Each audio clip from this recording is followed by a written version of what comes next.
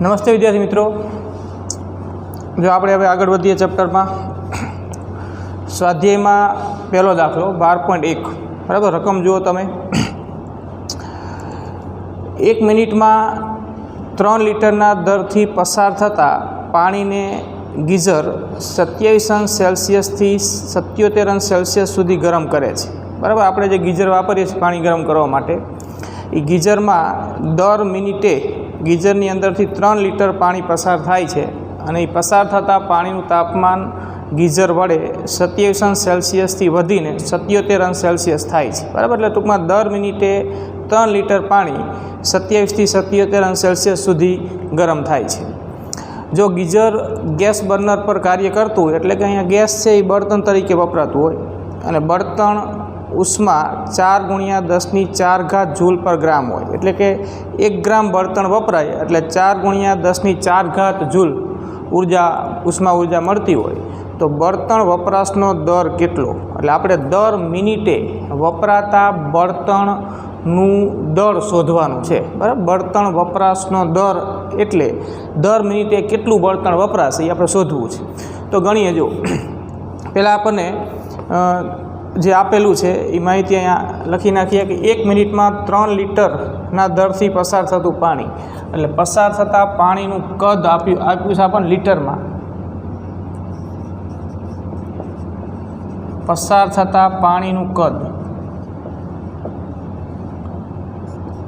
V 3 litre પર minute બરાબર। એટલે દર મિનિટે પસાર થતાં પાણીનું કદ 3 લિટર છે। હવે લીટરને છે કદનો જે એસઆઈ એકમ છે એ મીટર ઘન છે બરાબર। સીજીએસમાં આપણે કહીએ તો સેન્ટીમીટર ઘન છે, એટલે આપણે અહીંયા પાણીનું જે કદ છે એને આપણે કન્વર્ટ પણ કરવું પડશે। પાણીની ઘનતા સીજીએસમાં 1 ગ્રામ પર સેન્ટીમીટર ઘન બરાબર, આ અચળાંક તરીકે આપણે લઈ લઈશું।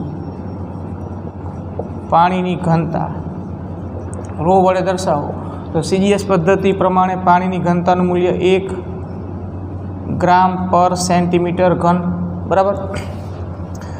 દર મિનિટે પસાર થતાં પાણીનું કદ આટલું છે, પાણીની ઘનતા 1 ગ્રામ પર સેન્ટીમીટર ઘન। તો ગીઝરમાંથી દર મિનિટે પસાર થતાં પાણીનું દળ ગ્રામમાં આપણે શોધી નાખીએ બરાબર। પહેલાં પસાર થતાં પાણીનું દળ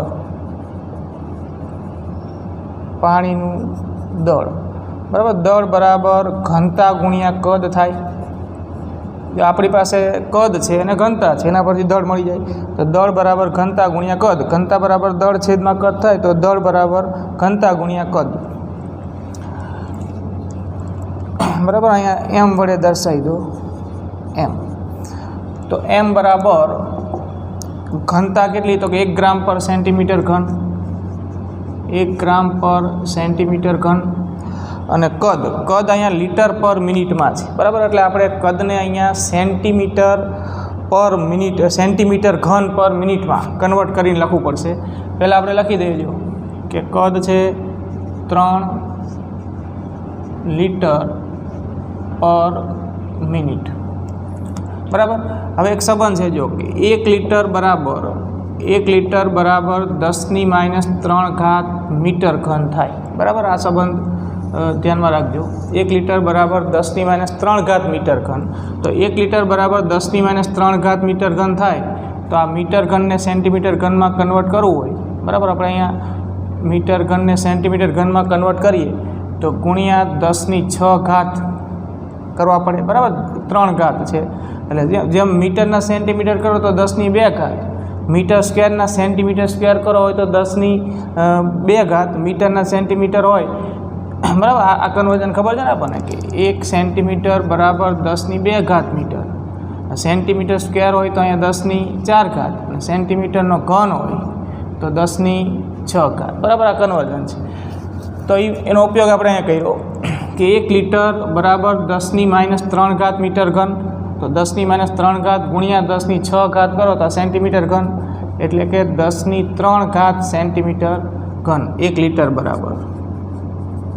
તો આ હકીકત અહીંયા વાપરીએ તો આ દળ થશે 1 ગ્રામ પર સેન્ટીમીટર ઘન અને આ 3 लीटर पर मिनिट है तो 1 लीटर बराबर 10³ सेंटीमीटर घन थाय तो 3 × 10³ कर नाखो એટલે लीटरना सेंटीमीटर घन थी जाए અને છેદમાં મિનિટ તો ખરી જ બરાબર। 1 लीटर बराबर 10³ सेंटीमीटर घन तो 3 लीटर बराबर 3 × 10³ सेंटीमीटर घन थाय तो हवे आ सेंटीमीटर घन कैंसल थी जाए एटले दળ મળશે આપણને 3 × 10³ ગ્રામ પર મિનિટ બરાબર।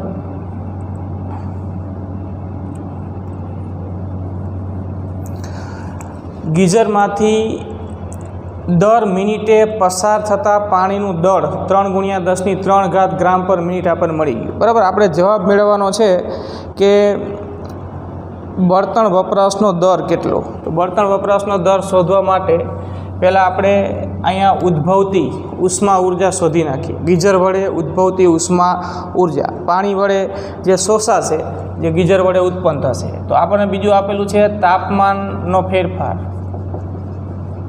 તાપમાનનો વધારો કે ફેરફાર ડેલ્ટા ટી ના માપો તો ડેલ્ટા ટી બરાબર તાપમાન 27 માંથી 77 થાય છે એટલે 77 - 27 બરાબર। તાપમાનનો વધારો કે તાપમાનનો ફેરફાર મળ્યો બરાબર આ આપણને મળી જશે તો એ બાદબાકી કરી નાખો તો તાપમાનનો ફેરફાર આપણને 50° મળશે।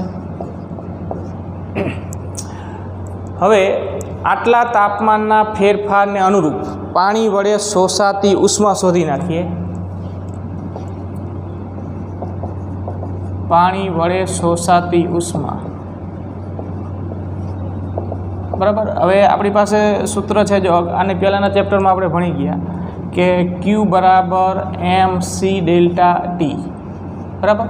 આ સૂત્ર છે કે જ્યારે m જેટલા દળનો પદાર્થ કે જેની વિશિષ્ટ ઉષ્મા c હોય એના તાપમાનમાં ડેલ્ટા ટી જેટલો વધારો થાય તો શોષાતી ઉષ્મા Q બરાબર mc ડેલ્ટા ટી બરાબર। આ સૂત્ર છે આમાં કિંમત મૂકી દઈએ તો m આપણે શોધી નાખ્યું 3 × 10³ અહીંયા c એટલે પાણીની વિશિષ્ટ ઉષ્મા,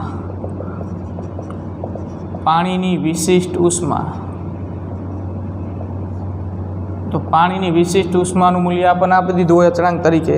પાણીની વિશિષ્ટ ઉષ્માનું મૂલ્ય છે 4.2 જૂલ ગ્રામ ઇન્વર્સ સેલ્સિયસ અંશ ઇન્વર્સ બરાબર। આ પાણીની વિશિષ્ટ ઉષ્મા કે જેમાં દળનો એકમ ગ્રામ છે બરાબર। આપણે અહીંયા આ દળ ગ્રામમાં છે તો સીનું મૂલ્ય પણ આપણે જે મૂકીશું એમાં દળનો એકમ કયો હોવો જોઈએ તો કે ગ્રામ બરાબર। આ અચળાંક તમને આપી દીધો હોય પાણીની વિશિષ્ટ ઉષ્મા છે આ સીની જગ્યાએ મૂકી દઈ 4.2 ડેલ્ટા ટી 50°C એટલે આ આપણને મળી જશે Q બરાબર। પાણી 3 × 10³ ગ્રામ જેટલું પાણી દર મિનિટે જ્યારે ગીઝરમાંથી પસાર થાય ત્યારે પાણી વડે મેળવાતી ઉષ્મા ઉર્જા બરાબર આ જે જવાબ મળે એટલી થશે એ ગુણાકાર કરી Q મેળવી લો તો Qનું મૂલ્ય મળશે 63 × 10⁴ બરાબર જૂલ પર ગ્રામ જૂલ પર મિનિટ દર મિનિટે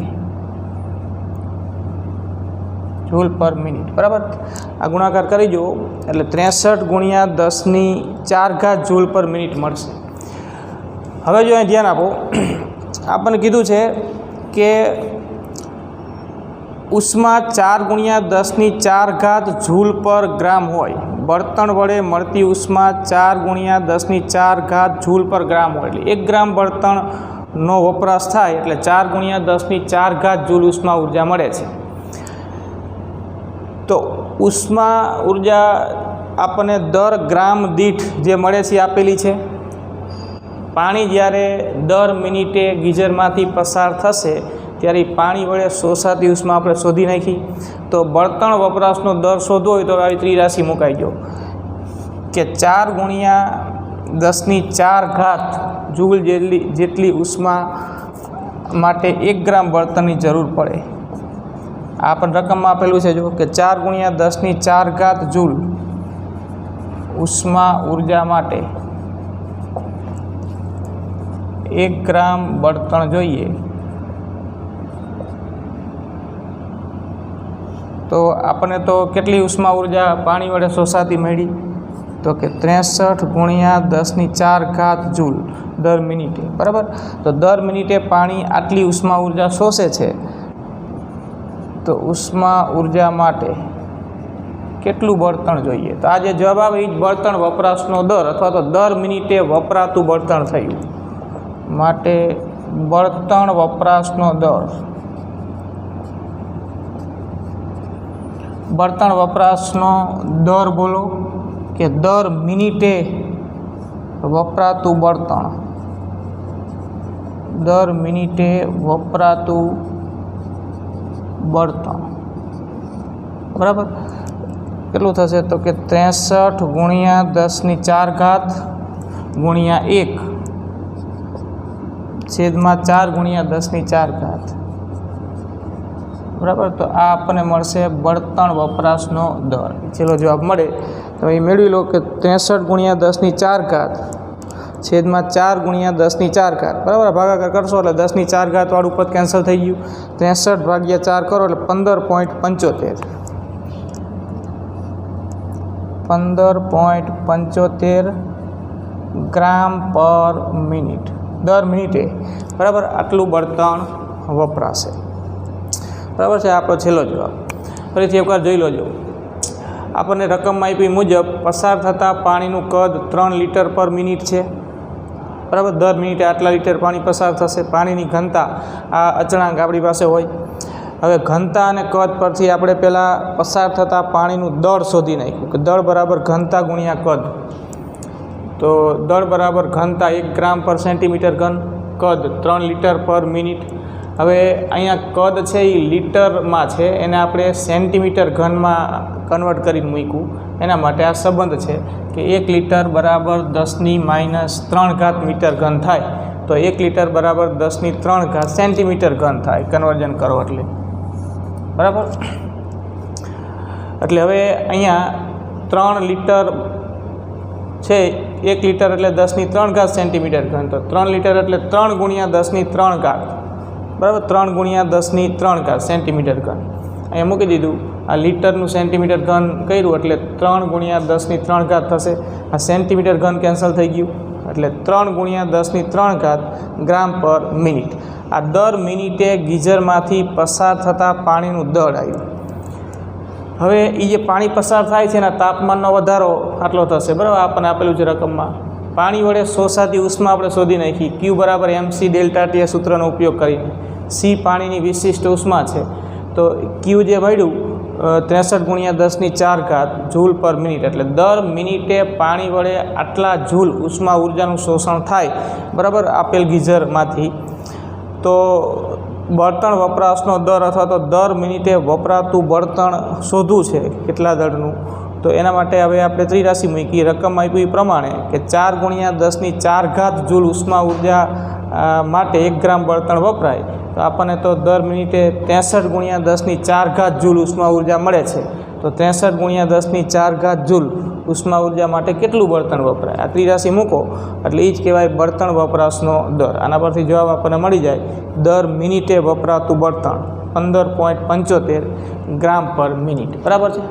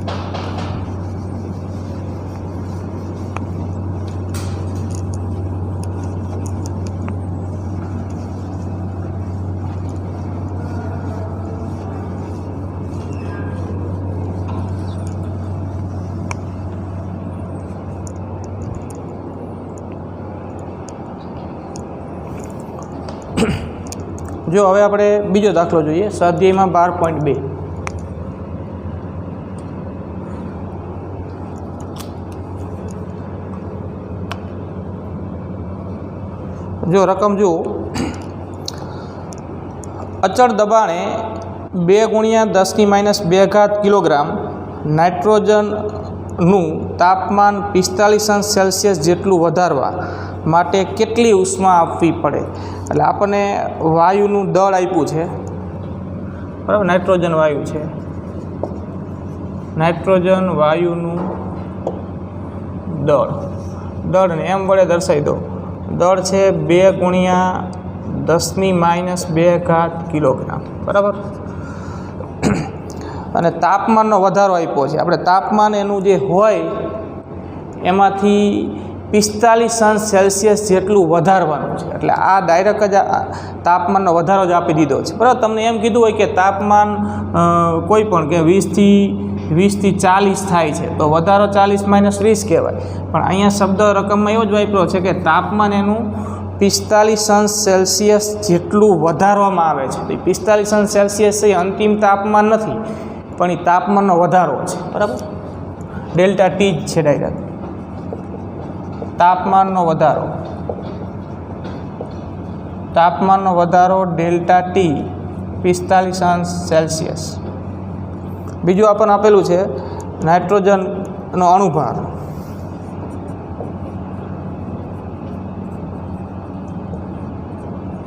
નાઇટ્રોજનનો અણુભારને આપણે કેપિટલ એમ નામ આપી દઈએ. અણુભાર છે 28 અને આર વાયુ નિયતાંક આપ્યો છે. વાયુ નિયતાંક આરનું મૂલ્ય 8.3 joule mall inverse kelvin inverse, બરાબર. આપણે શોધવાનું છે કે તાપમાન 45°C જેટલું વધારવા કેટલી ઉષ્મા આપવી પડે, બરાબર. તો કેટલી ઉષ્મા આપવી પડે એ શોધવા માટે આપણે સૂત્ર તો આપણે જે હમણાં વાપર્યું પહેલાં દાખલામાં એ જ વાપરીશું, પણ અહીંયા એ સૂત્ર વાયુ માટે વાપરવાનું છે એટલે થોડોક એમાં ફેરફાર કરવો પડશે. જો પહેલાં તો આપણી પાસે નાઇટ્રોજનનો અણુભાર છે, બરાબર, અને એનું દળ છે. તો એનું દળ અને એના અણુભાર પરથી, બરાબર, અણુભાર ગ્રામ પર મોલમાં હોય, દળ છે એ અહીંયા કિલોગ્રામમાં છે, તો એના પરથી આપણે આપેલ નાઇટ્રોજન વાયુ માટે મોલ શોધી નાખીએ. તો મોલ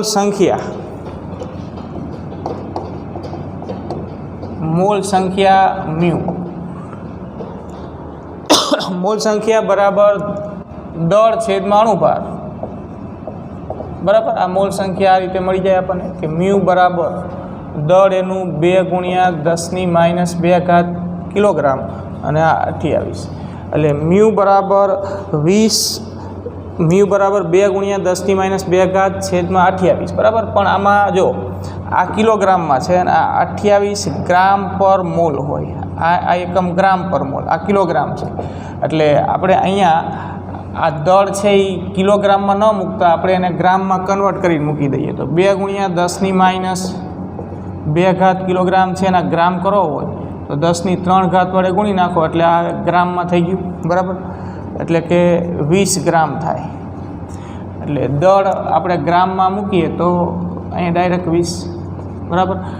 અણુભાર ગ્રામ પર મોલમાં છે એટલે આ આપણને ખાવા મળશે, આ શું મળશે આપણને? મોલ, બરાબર. 20/28. હવે નાઇટ્રોજન વાયુ દ્વિપરમાણિક છે N2, બરાબર. નાઇટ્રોજન વાયુ દ્વિપરમાણિક છે, એના માટે નાઇટ્રોજન વાયુ દ્વિપરમાણિક માટે સીપી જો રકમમાં આપણને કીધું છે અચળ દબાણે પ્રક્રિયા થાય છે. એટલે અચળ દબાણે આ દ્વિપરમાણિક નાઇટ્રોજન વાયુની મોલર વિશિષ્ટ ઉષ્મા સીપીનું સૂત્ર આપણે યાદ કરીને લખીએ. દ્વિપરમાણિક છે અને અચળ દબાણે મોલર વિશિષ્ટ ઉષ્મા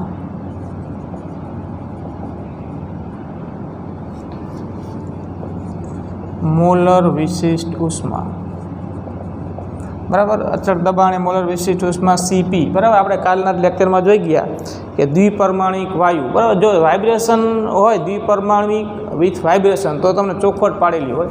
બાકી માત્ર દ્વિપરમાણિક કીધું હોય તો એ દ્વિપરમાણિક રિજિડ રોટર જ ગણવું, કે જેના માટે મુક્તતાના અંશોની સંખ્યા 5 હોય, બરાબર. કાલની વાત છે, કાલે આપણે જોઈ ગયા મુક્તતાના અંશોની સંખ્યા 5 હોય અને CP અને CV અને ગેમાના મૂલ્યો F બરાબર 5 મુજબ થાય.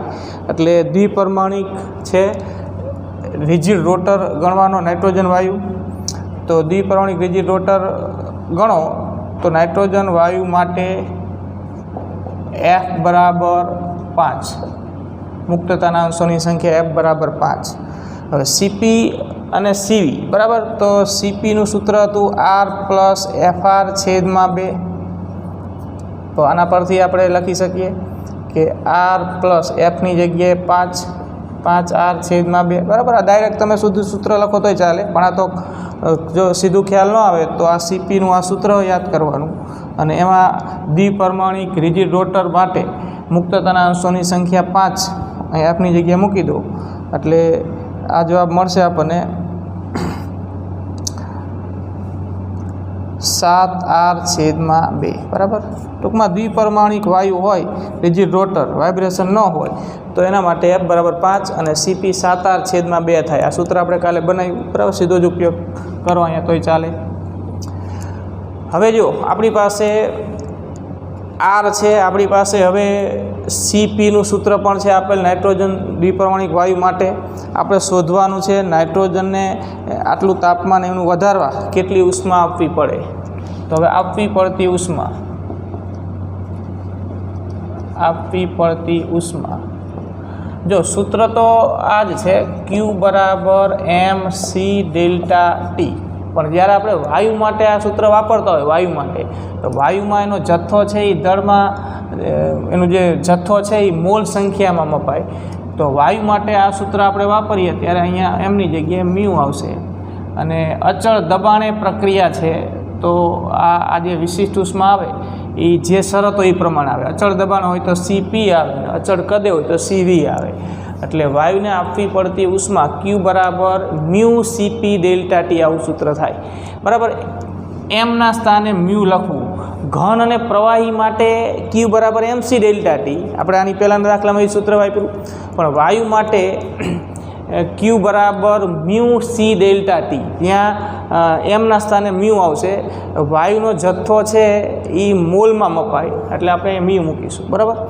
અને C જે છે એ વિશિષ્ટ ઉષ્મા છે. જો અચળ દબાણે પ્રક્રિયા હોય તો Cની જગ્યાએ CP આવે અને અચળ કદે પ્રક્રિયા હોય તો Cની જગ્યાએ CV આવે. પણ અહીંયા આપણને રકમમાં કીધું છે કે પ્રક્રિયા અચળ દબાણે છે માટે આપણે Q બરાબર મ્યુ CP ડેલ્ટા T લખીશું. બસ હવે આમાં કિંમત મૂકી દો એટલે જવાબ મળી જશે. જો મોલ સંખ્યા મ્યુ આપણે મેળવી લીધી 20/28. CPનું સૂત્ર બન્યું 7R છેદમાં 2 અને ડેલ્ટા T આપણી પાસે છે તાપમાનનો વધારો 45°C, બરાબર. અહીંયા આરની કિંમત મૂકી દો એટલે 20 × 7, આમ લખો 20/28, 7/2, આરના સ્થાને 8.3 આ પણ રકમમાં પણ આપેલું છે અને ગુણ્યા 45, બરાબર. તો આ જે આવશે જવાબ એ આ પ્રક્રિયામાં નાઇટ્રોજન વાયુને આપવી પડતી ઉષ્મા ઉર્જા, બરાબર, જૂલમાં મળશે. ગણતરી કરી નાખો એટલે 933.75 એટલે 934 જૂલ.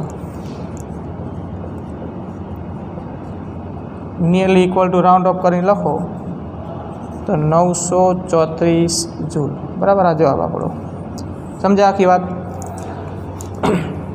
નાઇટ્રોજન વાયુનું દળ કિલોગ્રામમાં આપ્યું હતું, ગ્રામમાં કન્વર્ટ કરી નાખ્યું.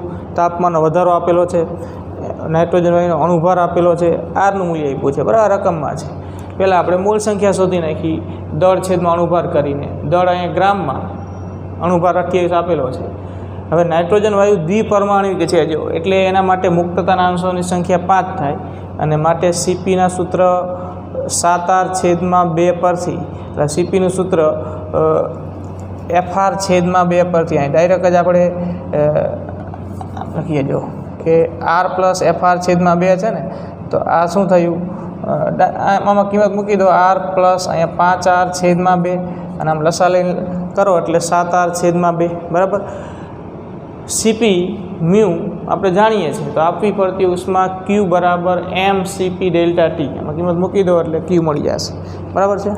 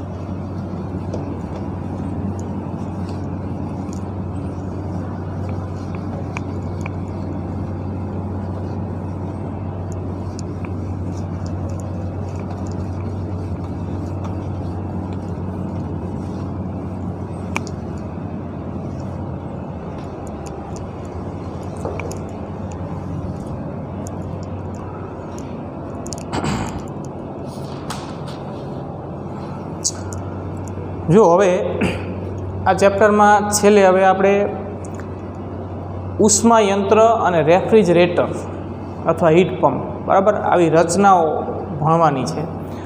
ઉષ્મા યંત્ર કયા સિદ્ધાંત પર કામ કરે છે, એની કાર્યક્ષમતા એટલે શું, ઉષ્મા યંત્રમાં કઈ ઉર્જાનું રૂપાંતરણ કઈ ઉર્જામાં થાય છે બરાબર. આ માહિતી આપણે એના બ્લોક ડાયાગ્રામ દોરી અને આપવાની છે. તો આપણે જોઈએ, જો ઉષ્મા યંત્ર અથવા એન્જિન શબ્દ પણ વપરાય, ઉષ્મા એન્જિન અથવા ઉષ્મા યંત્ર.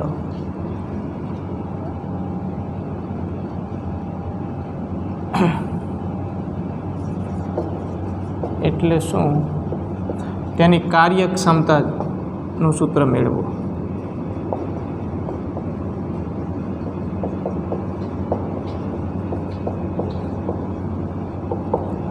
જો ઉષ્મા યંત્ર કે ઉષ્મા એન્જિન છે એ એવી રચના છે કે જે ઉષ્માનું રૂપાંતરણ કાર્યમાં કરે છે. ઉષ્માનું રૂપાંતરણ કાર્યમાં કરે છે એટલે ઉષ્મા ઉર્જાનું રૂપાંતરણ યાંત્રિક ઉર્જામાં કરે છે. આપણે એમ પણ કહી શકીએ, આપણને ઉષ્માને કાર્યનો અર્થ ખબર છે કે બે તંત્ર અને પરિસર, બે તંત્ર વચ્ચે કે તંત્ર અને પરિસર વચ્ચે વિનિમય પામતી ઉષ્મા ઉર્જાને ઉષ્મા કહેવાય અને વિનિમય પામતી યાંત્રિક ઉર્જાને કાર્ય કહેવાય બરાબર. તો કાર્ય છે એ ઉર્જા છે યાંત્રિક ઉર્જા સ્વરૂપે અને ઉષ્મા છે એ ઉર્જા છે ઉષ્મા ઉર્જા સ્વરૂપે. ટૂંકમાં રાશિ જુદી નથી, રાશિ તો અંતે ઉર્જા જ છે, સ્વરૂપ જુદા છે. તો ઉષ્મા યંત્ર છે એ ઉષ્માનું રૂપાંતરણ કાર્યમાં કરે છે અથવા ઉષ્મા યંત્ર છે એ ઉષ્મા ઉર્જાનું રૂપાંતરણ યાંત્રિક ઉર્જામાં કરે છે. તો પહેલાં આપણે એનો સિદ્ધાંત લખી દઈએ. જો ઉષ્મા યંત્ર કે એન્જિન ઉષ્મા બરાબર, ઉષ્માનું રૂપાંતરણ કાર્યમાં કરે છે અથવા ઉષ્મા યંત્ર ઉષ્મા ઉર્જાનું રૂપાંતરણ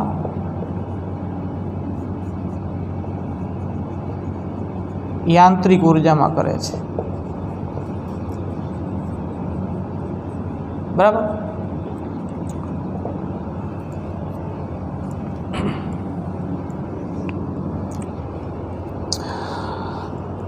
ઉષ્મા યંત્રના મુખ્ય 3 ભાગ છે.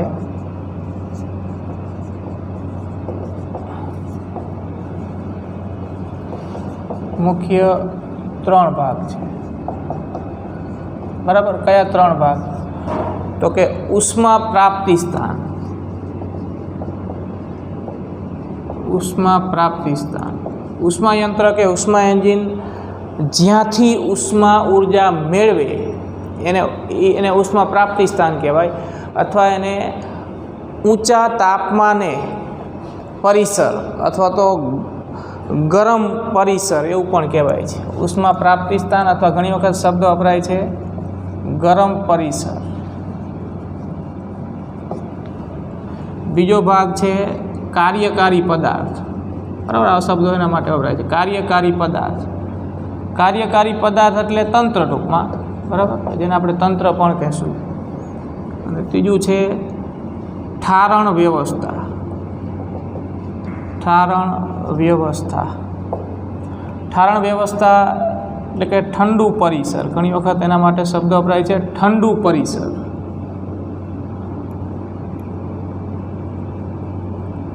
બરાબર. તો ઉષ્મા એન્જિન જ્યાંથી ઉષ્મા ઉર્જા મેળવે કે જેનું એને કાર્યમાં રૂપાંતરણ કરવું છે એ ઉષ્મા પ્રાપ્તિ સ્થાન કહેવાય. અને જ્યાં આ રૂપાંતરણની ક્રિયા થશે એ કાર્યકારી પદાર્થ અથવા તંત્ર કહેવાશે. અને જ્યાં ઉષ્મા એન્જિન ઉષ્મા ઉર્જા ગુમાવશે એ ઠારણ વ્યવસ્થા કહેવાશે અથવા તો ઠંડુ પરિસર કહેવાશે. હવે એની કાર્ય પદ્ધતિ સમજવા માટે આપણે એક નળાકાર પાત્ર ધ્યાનમાં લઈએ અને પછી એનો બ્લોક ડાયાગ્રામ પણ આપણે દોરીશું. ઉષ્માયંત્ર કેવી રીતે ઉષ્માનું રૂપાંતરણ કાર્યમાં કરે છે એ સમજવા માટે આપણે એક રેખાકૃતિ દોરીએ. જો બરાબર, આ એક નળાકાર પાત્ર છે.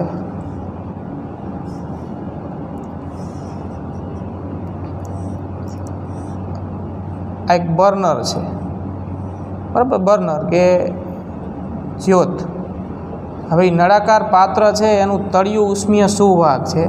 નળાકાર પાત્રની આ દિવાલો ઉષ્મીય અવાહક છે અને અહીંની સપાટી પર ઘર્ષણ રહિત સરકી શકે તેવું એક પિસ્ટન ગોઠવેલું છે. બરાબર, અને પિસ્ટન છે એ ઉષ્મીય અવાહક છે. ખાલી તળિયું જ ઉષ્મીય સુવાહક છે. અંદર કાર્યકારી પદાર્થ તરીકે આદર્શ વાયુ ભરેલો છે અને અહીંયા એક આવું છિદ્ર રાખ્યું છે. બરાબર,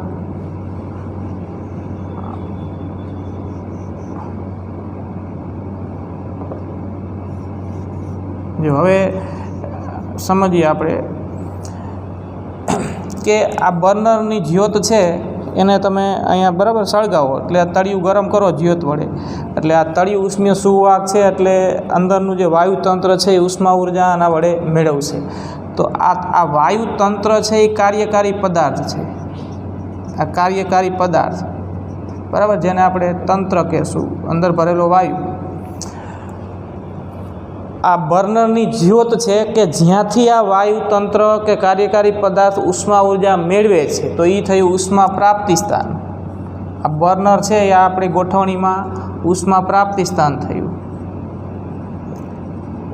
ઉષ્મા પ્રાપ્તિ સ્થાન, બરાબર. અને અહીંયા આ જે વાયુ ભરેલો છે એ વાયુ છે એ આપણા માટે આ શું થયો કાર્યકારી પદાર્થ અથવા તો તંત્ર.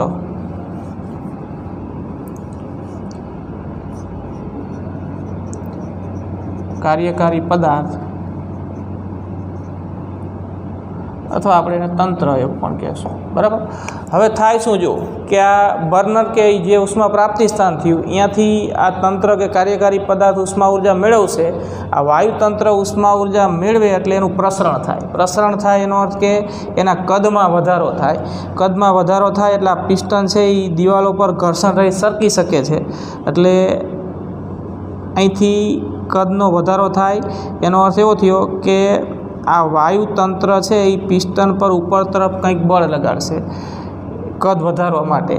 એટલે પિસ્ટન ઘર્ષણ રહી સરકી શકે છે. એટલે પિસ્ટન જેમ જેમ આ તંત્ર ઉષ્મા મેળવતું જાય તેમ તેમ વાયુના પ્રસરણને લીધે કે વાયુના કદના વધારાને લીધે એ પિસ્ટન આમ ઉપર તરફ સરકે. અહીંયા એક છિદ્ર કર્યું છે. જેવું આ પિસ્ટન આ છિદ્રથી ઉપર આમ જશે એટલે આ વાયુ કે જે અહીંથી ઉષ્મા મેળવે છે એનો અમુક ભાગ અહીંયા આ છિદ્ર મારફતે આજુબાજુના આ પરિસરમાં ગુમાવશે. હવે જ્યાં ઉષ્મા ગુમાવાય છે એને એ પરિસર કે આજુબાજુનું જે વાતાવરણ છે આ પાત્રની આજુબાજુનું, બરાબર, એને આપણે ઠારણ વ્યવસ્થા એવું નામ આપ્યું. ઠારણ વ્યવસ્થા. જ્યાં ઉષ્મા ગુમાવાય એ ઠારણ વ્યવસ્થા એટલે આજુબાજુનો વિસ્તાર ટૂંકમાં. તો ત્રણેય ભાગ આ થયા. અહીંથી ઉષ્મા મેળવાય છે ઉષ્મા પ્રાપ્તિ સ્થાન. આ વાયુ કે જે ઉષ્મા મેળવે છે એ કાર્યકારી પદાર્થ.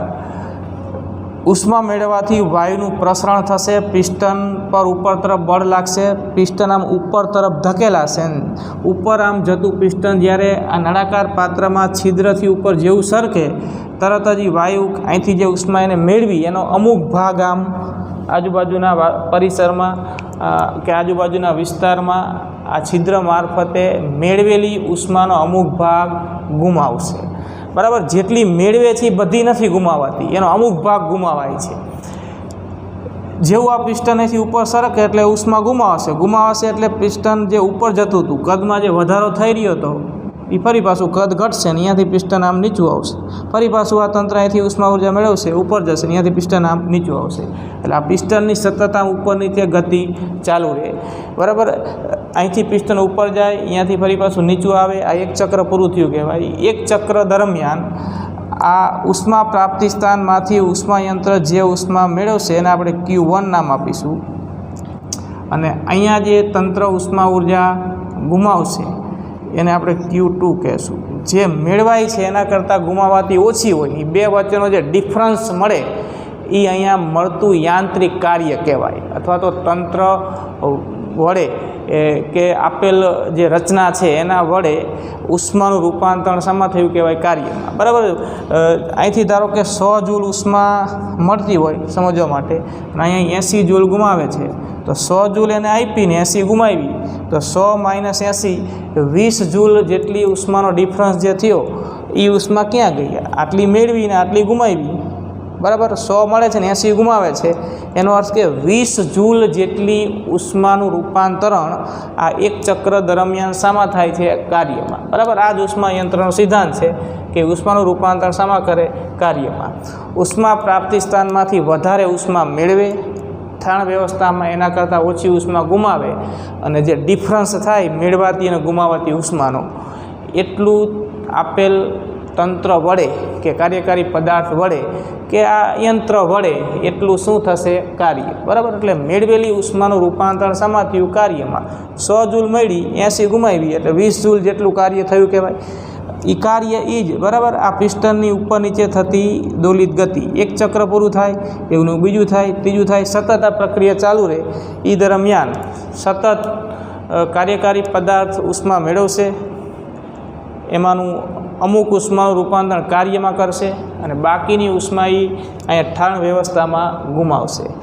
તંત્ર જ્યાંથી ઉષ્મા મેળવે છે એનું તાપમાન વધારે હોય છે અને જ્યાં ઉષ્મા ગુમાવે છે એનું તાપમાન ઓછું હોય છે. બરાબર, તો આ ઉષ્મા યંત્રની કાર્ય પદ્ધતિ સમજવા માટેની એક રેખાકૃતિ થઈ. બરાબર, ખાલી રેખાકૃતિ છે. એને અનુરૂપ આપણે બ્લોક ડાયાગ્રામ દોરી દઈએ.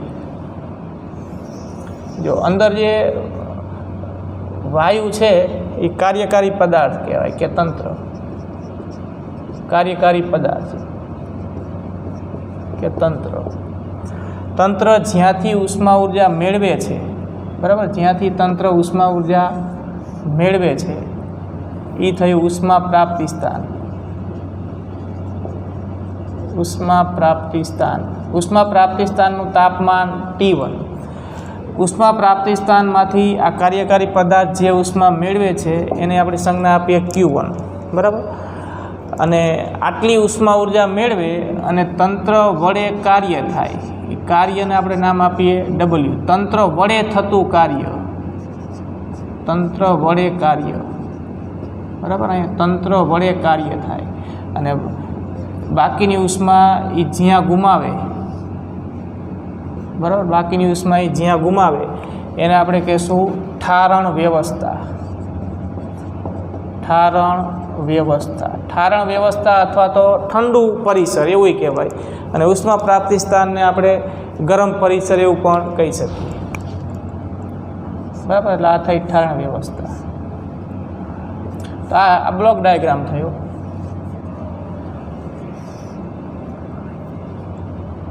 ઠારણ વ્યવસ્થામાં જે ઉષ્મા ગુમાવે છે એને Q2 વડે દર્શાવાય. બરાબર, એક ચક્ર પૂરું થાય. એક ચક્ર આ પિસ્ટન અહીંથી ઉપર જાય, અહીંયાથી ફરી પાછું મૂળ સ્થાને પાછું આવે. એક ચક્ર પૂરું થાય એ દરમિયાન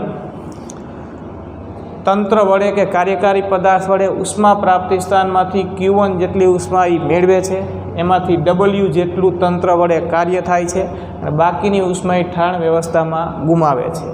જ્યાંથી ઉષ્મા મેળવે છે એનું તાપમાન T1 છે અને જ્યાં ઉષ્મા ગુમાવે છે એનું તાપમાન T2 છે. અહીંયા T1 > T2 હોય, ઉષ્મા પ્રાપ્તિ સ્થાનનું તાપમાન ઠારણ વ્યવસ્થાના તાપમાન કરતાં વધારે હોય. બરાબર. તો આ થયું ઉષ્મા યંત્રની કાર્ય પદ્ધતિ. શબ્દોમાં માહિતી આપી દેજો કે એક ચક્ર દરમિયાન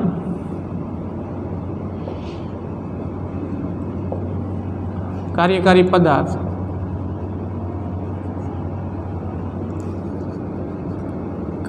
પદાર્થ એટલે કે તંત્ર ઉષ્મા પ્રાપ્તિ સ્થાનમાંથી ઉષ્મા પ્રાપ્તિ સ્થાન કે ગરમ પરિસર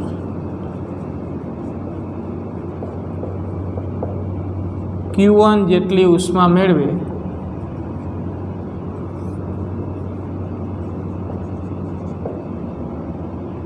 અને તંત્ર વડે W જેટલું કાર્ય થાય, બાકીની ઉષ્મા ઠારણ વ્યવસ્થામાં ગુમાવાય. બાકીની ઉષ્મા એટલે Q2. બરાબર, આની વાત છે.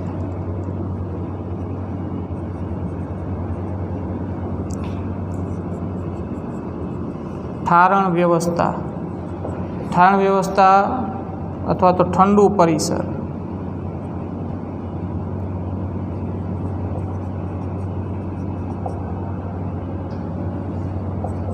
ગુમાવાય. બરાબર. એક ચક્ર દરમિયાન આવું નવું બીજું ચક્ર, આવું નવું ત્રીજું ચક્ર, સતત આવા ચક્રો ચાલ્યા કરે. એ દરમિયાન તંત્ર આ રીતે વધારે Q1 ઉષ્મા મેળવશે ઉષ્મા પ્રાપ્તિ સ્થાનમાંથી અને ઠારણ વ્યવસ્થામાં એના કરતાં ઓછી ઉષ્મા ગુમાવશે અને એ ભાઈનો જે ડિફરન્સ પડે એટલું તંત્ર વડે શું થશે? કાર્ય. બરાબર. આ રીતે આ રીતે ઉષ્માનું કાર્યમાં રૂપાંતરણ થશે. તો તંત્ર વડે શોષાતી ચોખ્ખી ઉષ્મા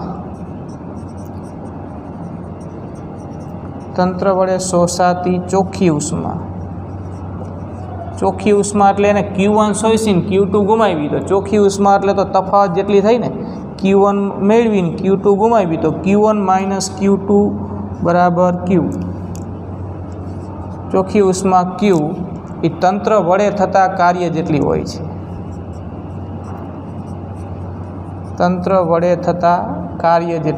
છે.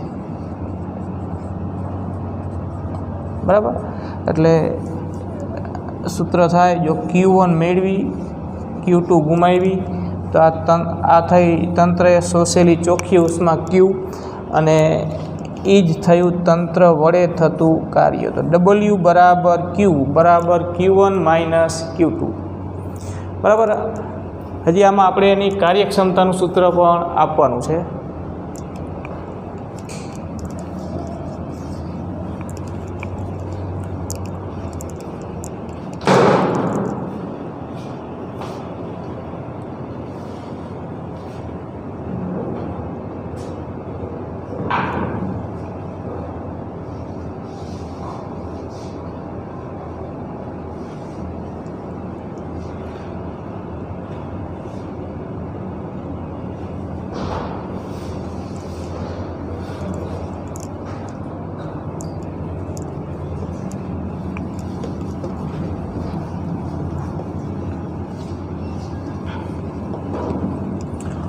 ઉષ્માયંત્રની કાર્યક્ષમતાનો અર્થ શું થાય? તો કે તંત્ર વડે થતું ચોખ્ખું કાર્ય, જો તંત્ર વડે થતું ચોખ્ખું કાર્ય કે કાર્ય, બરાબર, W અને ચક્ર દીઠ શોષેલી કુલ ઉષ્મા,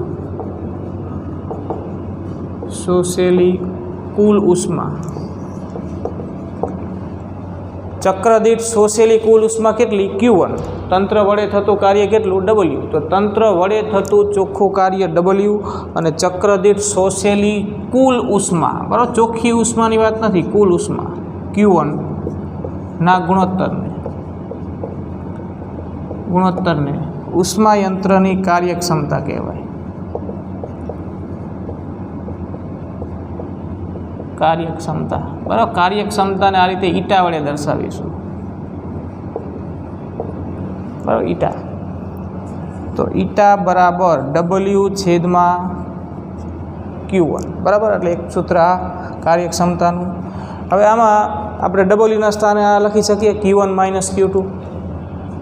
તો ઈટા બરાબર ડબલ્યુના સ્થાને લખો Q1 - Q2/Q1, એટલે કે ઈટા બરાબર Q1/Q1 માઇનસ Q2/Q1. તો Q1/Q1 1, એટલે 1 - Q2/Q1. તો ઈટાનું સૂત્ર આ સ્વરૂપ પણ ખરું, બરાબર. આ સ્વરૂપ પણ ખરું. બધાનો અર્થ એક જ થાય, જે આપેલ ઉષ્માયંત્રની કાર્યક્ષમતા આપે છે.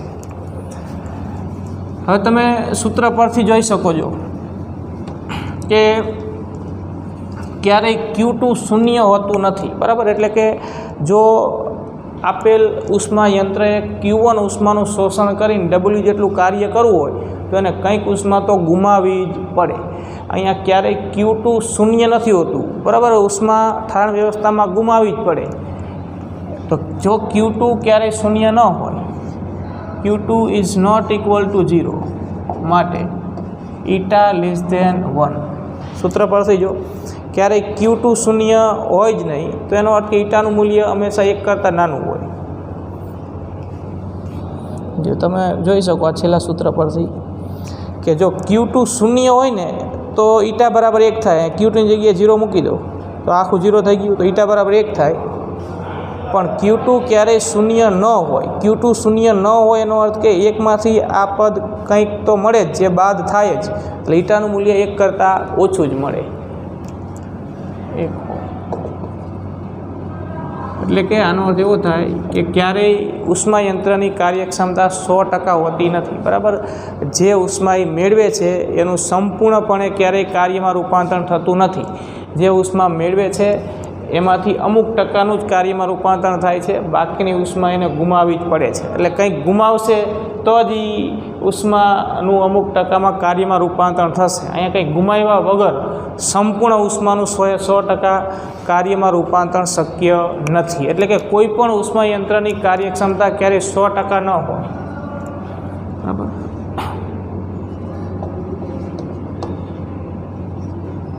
ઉષ્માયંત્રની કાર્યક્ષમતા 100% ક્યારેય ન હોય.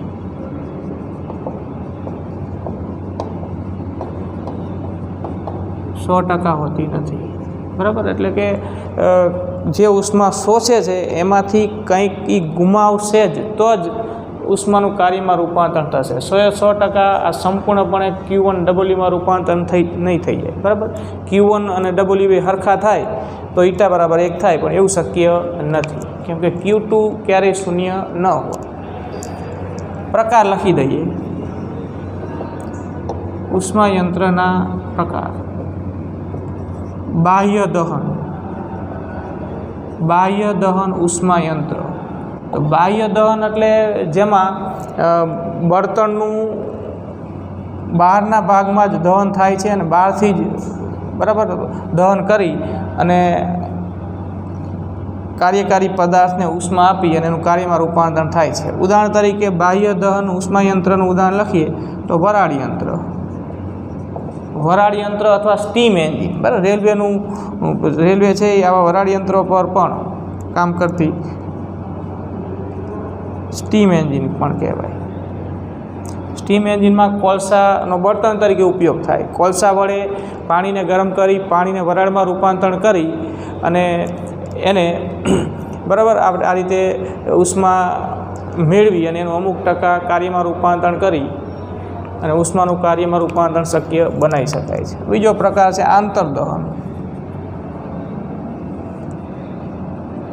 આંતરદહન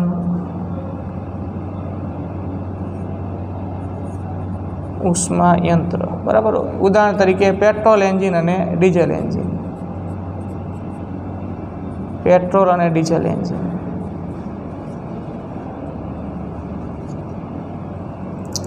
બરાબર. બાઇકના એન્જિન કે કોઈ પણ વાહનના એન્જિન છે એ પેટ્રોલ કે ડીઝલ એન્જિન હોય છે, એ એક પ્રકારના ઉષ્માયંત્ર જ છે. બરાબર. પેટ્રોલ કે ડીઝલનો બળતણ તરીકે ઉપયોગ કરે છે અને પેટ્રોલ ડીઝલનો ઉપયોગ કરી અને વરાળ તેમજ હવાના મિશ્રણ વડે બરાબર આ રીતે ઉષ્માનું કાર્યમાં રૂપાંતરણ શક્ય બને છે અને સાયલેન્સરમાંથી જે ધુમાડો નીકળે છે એ ઠાણ વ્યવસ્થામાં મુક્ત થતી ઉષ્મા છે. તો આ રીતે બરાબર ઉષ્માયંત્ર કામ કરે છે.